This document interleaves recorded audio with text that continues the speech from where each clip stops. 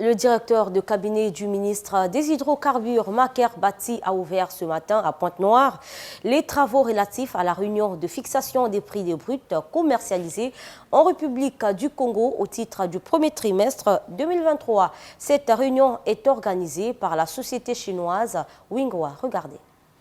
Au premier trimestre 2023, le marché pétrolier reste marqué par les dynamiques de la guerre en Ukraine, la Covid-19, les poussées inflationnistes de certaines économies des pays avancés et bien d'autres. En République du Congo, les experts et acteurs des bruts sont en conclave pour la réunion de fixation des prix fiscaux des bruts commercialisés.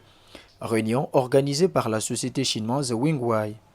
Grand honneur que Winghua organise à son tour la réunion du premier trimestre 2023, qui débute ce jour le 12 avril pour prendre fin le 14 avril dans cette salle de l'hôtel Atlantique à Pointe-Noire.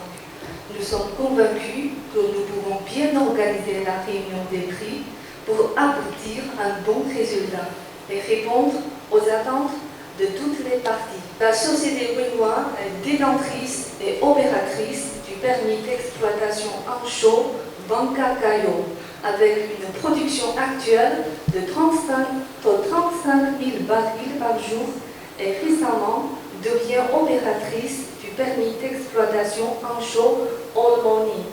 Ouvrant les travaux, le directeur de cabinet du ministre des Hydrocarbures a réitéré la volonté du gouvernement dans la relance de la production et les activités de l'exploration. La République du Congo continue la mise en place d'un environnement favorable à l'investissement afin que les objectifs que nous nous avons présentés en début d'année soient atteints, c'est-à-dire la relance de la production, l'exportation des premières gouttes de GNL, la finalisation au cours de l'année du code gazier et la reprise des activités d'exploration. Sur ce dernier sujet, nous avons, le 1er mars dernier, promulgué 3 permis d'exploration localisés dans le bassin côtier congolais.